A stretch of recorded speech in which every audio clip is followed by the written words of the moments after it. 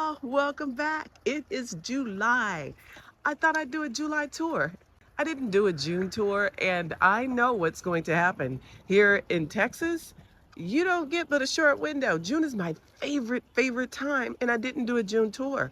But in the spirit of Independence Day, a little red, white, and blue, I was inspired to share with you. Did I just rhyme? Y'all, I do that all the time. Okay, that was so corny. Wasn't even trying to do that, but that's what I do. Let's talk about it. Let's take a tour. Let's get started. As you can see, it is full, guys. It is so full.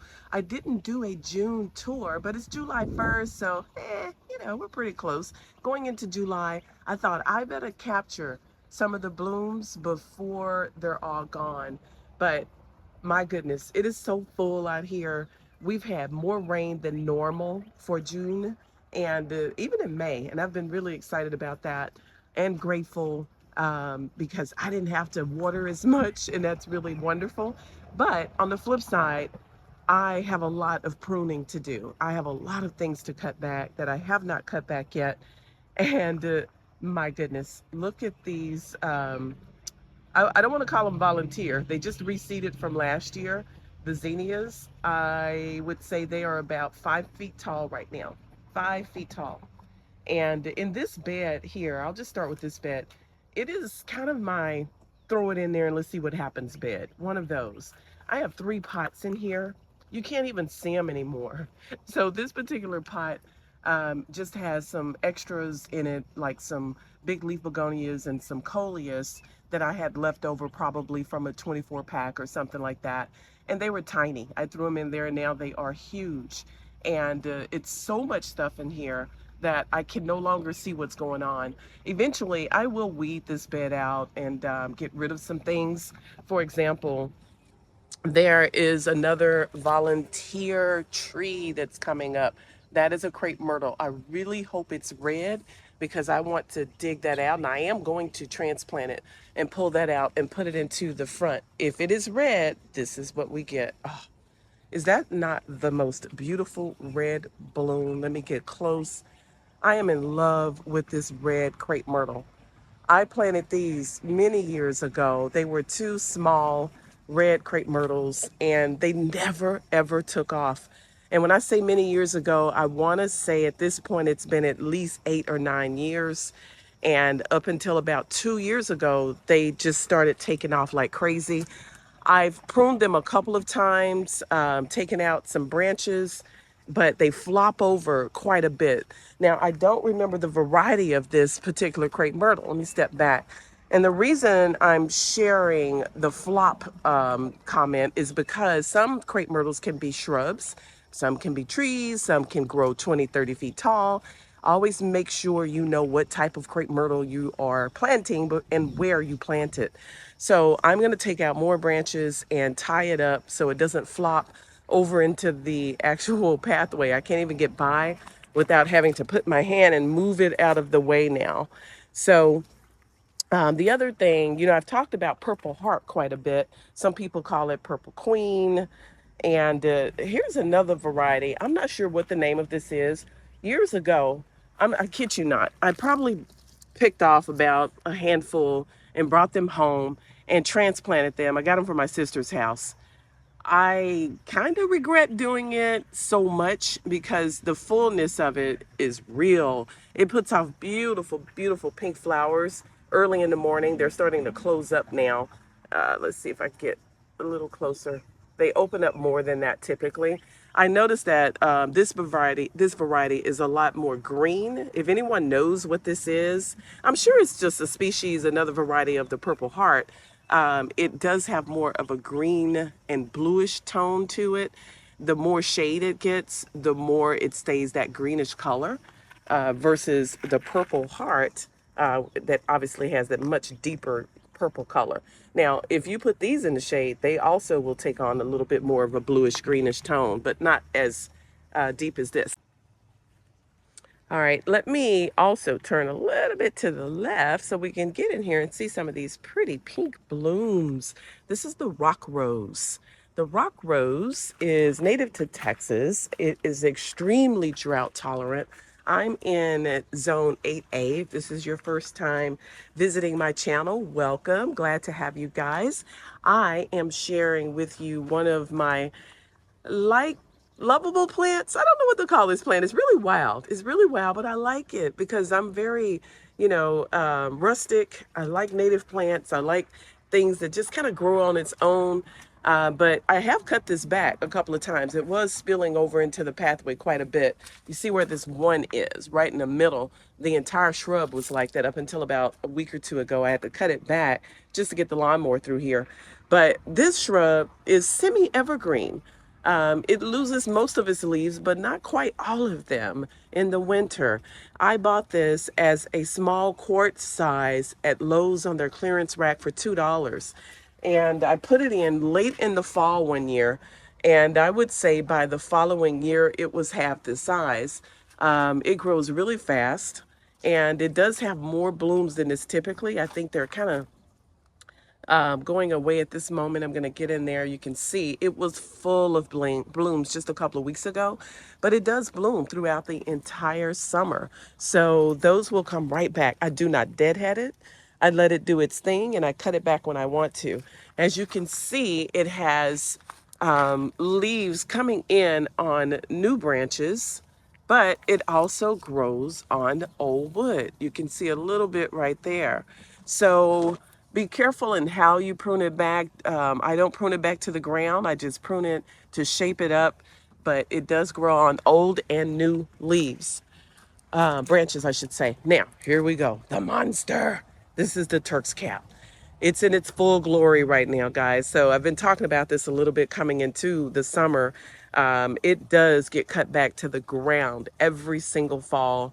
And if I don't cut it back, it just looks like some sticks poking up out of the ground. It loses all of its leaves. It is completely deciduous. And it does come back with a vengeance, though. This big boy, or big girl, I'm sorry, I named her Aunt Mary. My bad. Um, oh, wait, this is Aunt Bessie. Y'all, I name most of my plants. Sometimes I get them a little confused because, OH. Aunt Bessie, what's up, Auntie? Okay, so check it out. Look how beautiful and dainty. I think I'm gonna try to get in there real slow so you can see that little petal. It's called a Turk's cap, and it is extremely drought tolerant. If you're in a place where you just have difficulty growing something, this can take sun and part sun, a little bit of shade. It's very tough. I will say it does better in full sun, but it still blooms in the shade as well, which is kind of unusual. Most sun-loving plants do better with blooms in the sun. But it's a favorite. But I am going to cut that back some too because one of my sprinkler heads is back there. And not only that, I also try to keep my red tip Photinia tree free at the bottom. It doesn't like to be crowded too much. I want to, if as you can see, I need to come in and cut some of these branches off. I keep the branches cut off the bottom so I can tree form it. And that's what we get. And I'll show you in a moment one that I just planted last year. This one started at the base of the ground, way down there as a little shrub, and just start taking off the branches at the bottom. And then this is what you get. Okay, so let me keep moving on. I have lots of coleus and things that are now getting hidden because the Turk's cap is so large. I need to come and cut back some things. Some things I allowed it to cover to give it protection from the sun. Elephant ears are coming through. The Mystic Spires blue salvia this is the first time it's starting to look a little spent. A lot of the flowers are going away, but man, this thing was a prolific bloomer. Let me spit that out. It's early in the morning. I tell you, it has bloomed from the day I planted it early to mid-March, all the way now through July, and it still has blooms on it. I haven't deadheaded them at all. They've been doing magnificent. I absolutely love them. And so let me keep going. I have 3 sets of Turk's cap. I'm going to, now you'll notice this one is a lot smaller.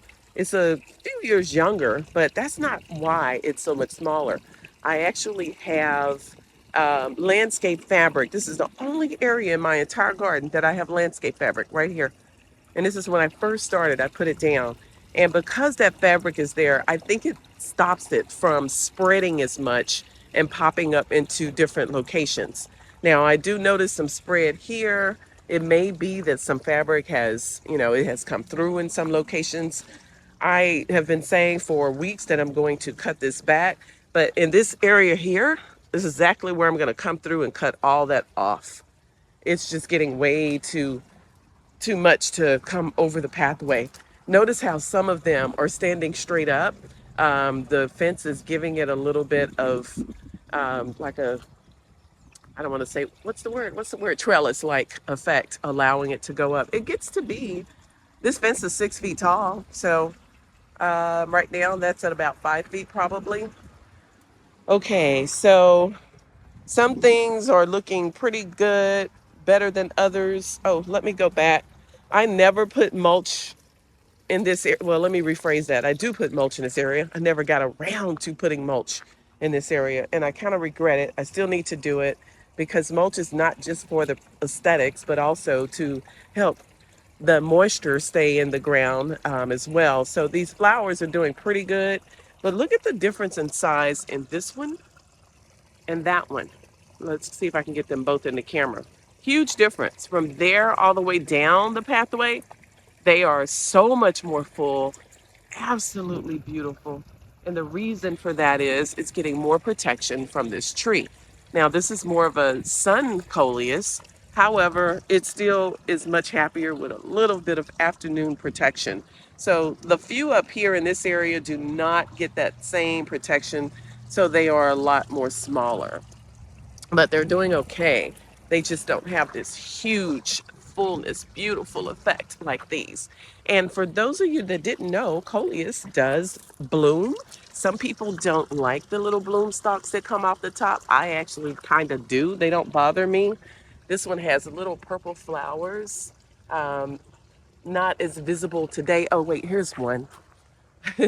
This one here looks a little woolly. Look how much is coming off of that. So you can come through if you don't like that look and just snip those off. Not a big deal. Won't hurt the plant.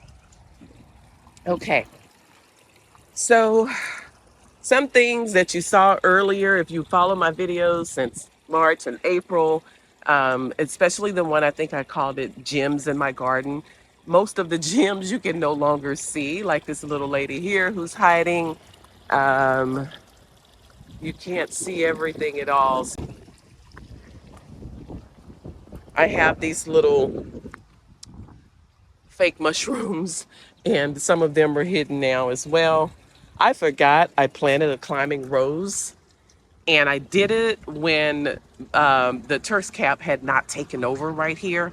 So I see that it's suffering a little bit. I need to come through and spray it. I'm going to pull some things around it so it can make sure it's getting plenty of air flow and sunlight. So I just kind of walked through an area that I'm not happy with. But let me come back. It's a hot mess. This is the new hot mess zone. So you got to show the good and the bad. Um, these are things that I just haven't taken very much care of in the last week or two, to be honest, because we just immediately went into triple digits. And I don't do well in triple digits. This pot is not on a drip. Those are some zinnias that came up on their own. Not too worried about those. I'll cut those back. But one of the things that I started to do is put some, I think this is a Munstead Red, maybe, stone crop. I started adding stone crop back here in this area because it didn't get as much irrigation. And that way, if I leave it be, it'll be fine. But I did notice something the other day. Two things popped up that I haven't been having. This looks like maybe a Virginia creeper. I could be wrong. I think it is. If someone has this growing in their garden, please let me know. I don't want that growing in my fence and tearing my fence up. Virginia creeper can be a bit aggressive, I believe.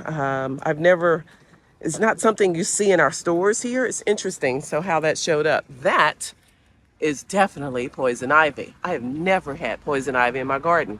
So I need to kill that off. And I haven't cut down this cottonwood yet, but it is coming down. I have some new tools in the mail on the way. So I am taking that cottonwood out. I do not want that root system. Let me slow down. I don't want that root system coming through my garden. So this volunteer tree I'm going to leave. I want it for privacy. And that tree way down there is at least 40 plus feet tall. I'm going to need that privacy in my garden. So I'm going to leave it. But look a here. I tell you, the crepe myrtles went crazy this year. And when I say crazy, I mean in a good way. I have never seen so many blooms and low hanging branches on these crepe myrtles. And they are a bit spent now. Most of the blooms are gone. I'll see if I can find a picture that I can pop up because, man, when I tell you, it was so many blooms. Beautiful. But I need to cut a lot of these branches back. The ones that are dangling in the pathway, they are extremely messy. My pillows are just really jacked up there. Um, but they are beautiful and I do love them a lot. But it's time to cut back some things. I can't even get through.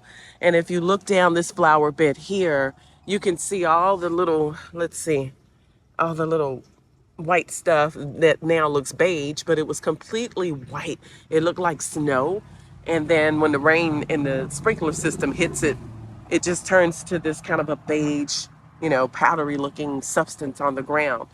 And I'm going to definitely come through and clean those up. But my white vinca, they're doing pretty good. This is in an area that is, I would say, part sun.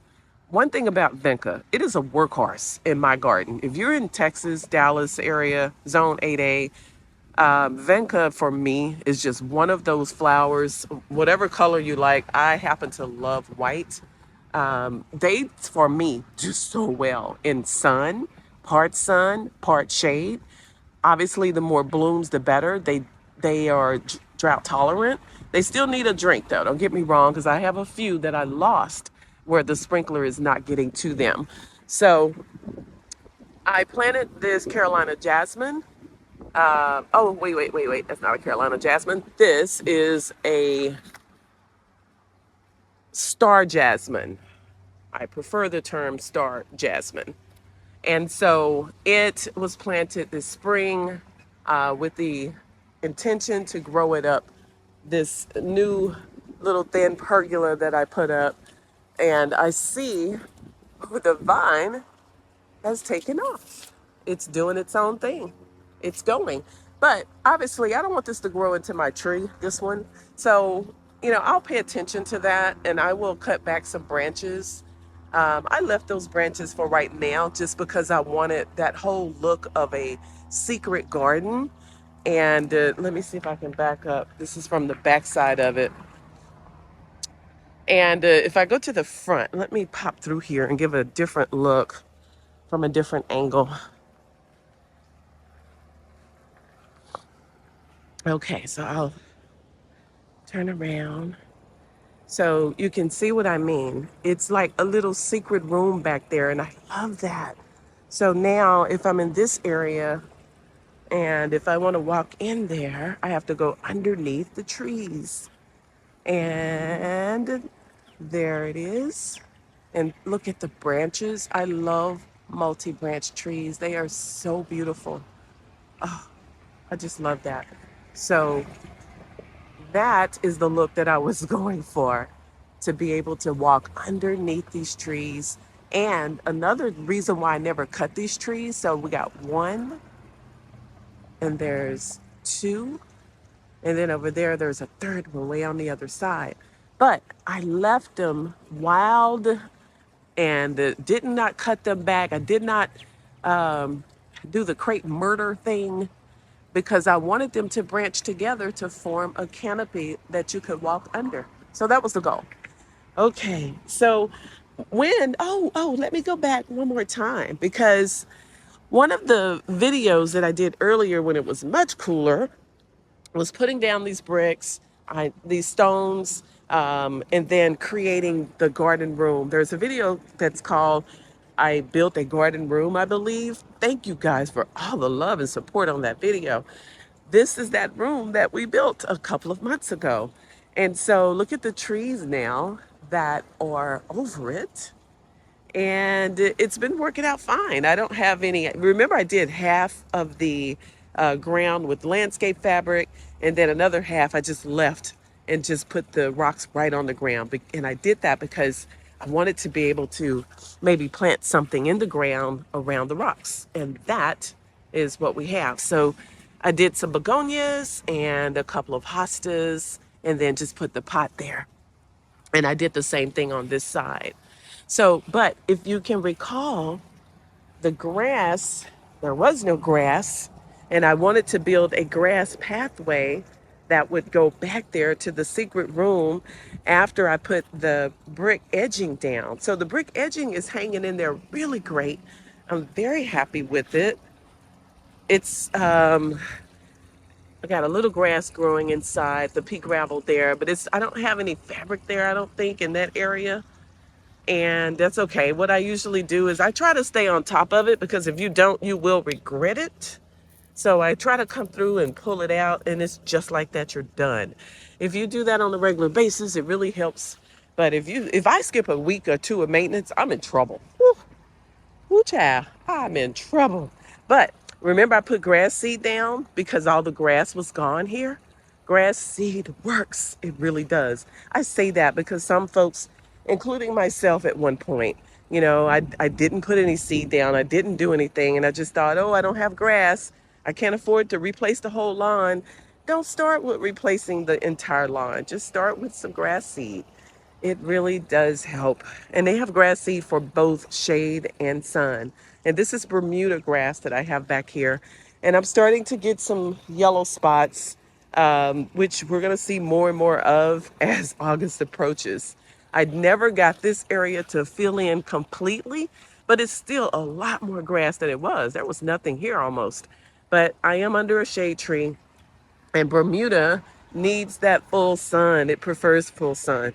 If I had St. Aug back here, it would do okay under the tree, but the St. Aug would not do okay up there in the full sun. Okay, so let's keep moving. So remember I showed you the red tip photinia tree. Well, this is how it started. A small little tree like that, or a bush or a shrub like that. So I'm gonna let that sit there for a year. This is actually one that I replaced. I think there was a video last August where I replaced 5 arborvitae trees that I had back here. They just couldn't handle the Texas sun and heat. They fried. So I came through and put the red tips in here instead. All of them made it except for one. I had to replace this one, I think, early spring. But it's a good size. It's looking healthy. And I have Japanese boxwoods in here as well that have not been trimmed.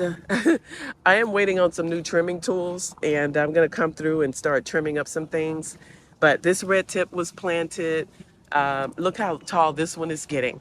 So I will be able to take those lower branches off soon and start to train this one to go up, and it will become a tree.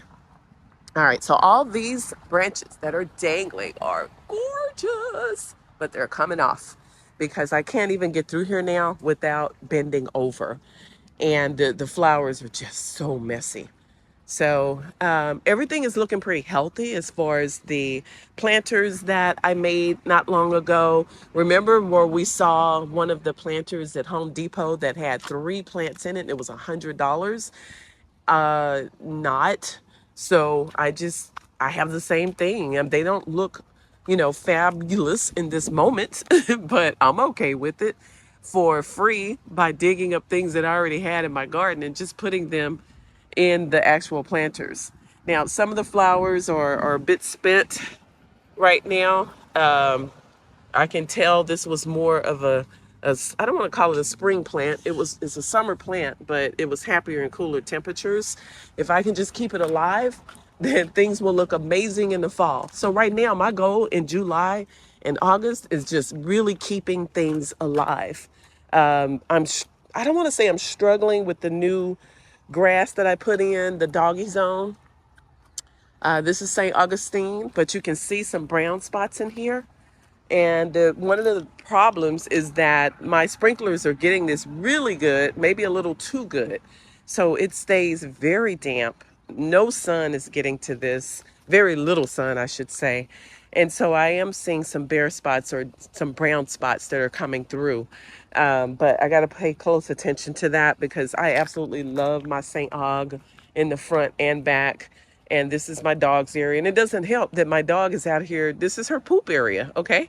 So that also will cause the brown spots as well. So I'm going to stay on top of that. I always struggle with this plant's name. I don't know why it is. I know the plant, but every time I want to say it, I can't say it. So I'm going to put it on the screen because right now I'm just brain dead. Um, it is absolutely a gorgeous plant. I planted this and it's starting to take off, but most likely I won't get flowers until next year. And it does reseed heavily. So I have a few that are popping up, and I'm going to need to transplant those because this is a very large plant. One here is enough. When it takes off, it will grow to be about 7 to 8 feet tall in some cases, at least mine in the past have been. Puts out huge, beautiful flowers. And so I'm going to be moving those around. I'm letting them stay there for right now because they're not going to take off this year. They'll be next year plants. And I have a lot also up there in the section where I had the red crepe myrtle trees. They came back, they reseeded. I need to move them around. So I recently did a video on the Boston ivy, also called grape ivy. It is beautiful on the pergola right now. You can see the runners from it. Let me go down. That are coming from, this is where it was planted.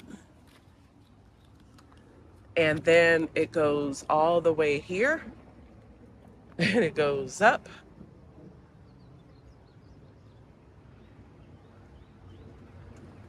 I have two, one on each post. And this is what we get. I'm in love with this look. It is so beautiful just sitting back here with this mystical feeling. Oh, I absolutely love this vine. So the tendrils are holding on really tight to the pergola. I don't have to tie it up. When I first started training it up the vine, I think I put one tie right there and it took off and does its own thing. It grows on old and new wood. I do not cut it back. I let it do its thing. This, if you're concerned about, is so easy. I just haven't done it. And I don't know that I want to do it. Just come in, pull it up, snip, snip. It's done. Very easy to pull up. But it's also a great ground cover if you have a need for ground cover. I don't think I would plant that on the side of my house where it would get into my gutters. That's the only thing. So I'm okay with it on this pergola. Ooh-wee, man, when I tell you these take off and pop up everywhere, they pop up everywhere. So I came through and pulled up about 20 this morning when they're tiny so that they don't develop and grow into larger ones. I don't mind them popping up in some places. They're very pretty. That's just a butterfly weed. And let's see, this was an orange tree that never produced any oranges. It gets pretty, I think the first year I bought it, we had the worst freeze on record. I was shocked that it came back. I have some jalapenos in there coming through. I forgot about y'all. What's up? And yeah, so that's pretty. That's some purple lantana, some more zinnias, just all kinds of stuff in there. Okay, so let me show you how this side of the garden is not doing so hot because it doesn't get the best water. So I have some purple loropetalin that I planted in the spring. That is not a happy looking shrub. Not at all. It does not look that great to me. And it's not that full, and it's not dead. It's okay, but it's just not doing its best. And if I take you on the opposite side, I planted the same exact thing as a border where it gets more sun and a lot more water. It looks amazing. It's still doing great. So I am going to be working on my irrigation in that area better. And I don't deadhead um, the flowers on this side. I let them do their thing. They've been doing pretty good. I have some more Munstead red um, stone crop that I pop there. I do that in areas where I just don't get enough water. Oh, wait, here's another grapevine. But we have a friend. Let's see if we can get up there. I don't know if you can see. Hey, birdie. Woohoo! Woohoo! Okay. She, I'm assuming, has been there for about 2 weeks now. I'm hoping we're going to see some babies. I hope so. That would be pretty awesome. I can't see her from this side either. Yep, so we'll keep an eye out for that. So I lit a bunch of fire. I can't spit the word out because the mosquitoes have gotten kind of bad back here. Oh my goodness, y'all, let me talk about the sunshine ligustrum. Look at this monster that's trying to take over my garden. It's huge. And I actually cut it back 2 months ago. I took off about 1.5 feet off the top, maybe 2 in some areas. And then because it's like almost touching, I cleaned it up and it was squared off. I don't like the formal look, but at least not here in my back garden. I love the formal look. I just don't like it in my back. And so I was trying to just at least keep it neat. But man, the umbrella over there is a 9-foot umbrella. Okay. So this section right here, I don't know why. This shrub takes off more. Look how tall those little peaks are. So I need to come through and cut these off. And by the way, there's one viewer, and I'm so sorry, I don't remember your name off the top of my head, but you wrote to me about the sunshine ligustrum. You saw my video, one of my very first videos from last year, talking about how this shrub grew, oh my gosh, 5 feet in 2 years. Well, apparently you wanted sunshine ligustrum and it made you go out and buy I can't remember how many you said, but quite a few, and you were going to use them to go between your house and the neighbor's house, which I think is an awesome idea, and I think I'm going to possibly do the same thing. So I'm going to be cutting these back again, but here's what I'm going to do. I plan on, oh wait, let me go over here because I have them on this side too. They're so wild. I can't even get around here to get my water, and some things are on that side. So I thought, you know what? It's time. I'm going to cut these underneath. I'm going to undercut them and tree form them. So I'm stepping back. Those are huge. Those are 3 plants, by the way, that started as quart-sized plants, very small. And I left them lying on the ground. They sat there through the winter. I never planted them. They sat there all the summer. Through the winter, I didn't water them, and they were complete sticks when I put them in the ground. Within one season, they were half this size. The next year, they were this size. This is only a 3-year shrub, okay? So 3 shrubs. But I was playing around because I couldn't get back here the other day. And I started taking branches off the bottom in a place where it would be inconspicuous, and maybe if I messed up, no one would know. But I'm feeling it. I'm going to make these trees. I'm going to start with just this area first to see if I like this look. That way I can underplant. It gives me more real estate, more landscape to play with if I take the shrubs off the bottom, clean them up, and then put something pretty underneath there. Some darker colors against that would be really nice. So if I like it, I'm planning on doing the same thing down here. What do you guys think? Should I? Should I not? Do you like the full look, or should I put these into tree form? I think I asked that question last year, but I really wasn't ready to do that just yet. But this thing is so huge that is overtaking the seating area that I've already cut back a couple of times. So if I tree form them and let them grow tall as they want, then maybe I don't care so much. But let me come around this side, and you can see from this direction, starting right here, I can't walk through here without being touched by the shrub on both sides. So definitely need to cut back. The wisteria is doing pretty well. I wasn't expecting new blooms on this again so quickly. I had them in the spring and then the late spring, but I looked up today and saw, oh, look at there, we got new blooms. I love those. I wasn't expecting that, so thank you for coming. All right, so we've made our way back here. Oh, here goes one of the junk planters, but look at that beautiful red daylily that's coming through. I forgot I had those. You know, that's a shame when you have stuff just popping up you just don't even remember you had. Oh, that's so cute. I like that. Oh, hey, what's up? Y'all, this is my contorted filibert tree. Contorted filibert. Look at those branches, how wiggly they are. It is 3 seasons old. Grows really slow. If you're familiar with the filbert nut, that's exactly what this tree is. I don't know that it will actually fruit and produce the nuts. I don't think it will, but it sure is a cute little twisted tree.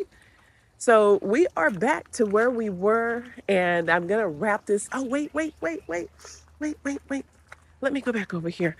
2 things. So I also planted a second wisteria that was here, 18 inches tall 3 months ago. Looky here, looky here. Okay, this is not the invasive wisteria. This is a native wisteria. Look at that. So this one doesn't have any blooms on it. I'll pop the name up on the screen for you. And but what caught my eye was this is one of my favorite volunteer trees with the beautiful purple blooms. I love that purple. So this one popped up and I started taking out the lower branches and tree formed it, and that's what we get. Now, one thing I wanted to mention that I'm really sad about, I had 4 pink crepe myrtle trees, named them after my 4 brothers.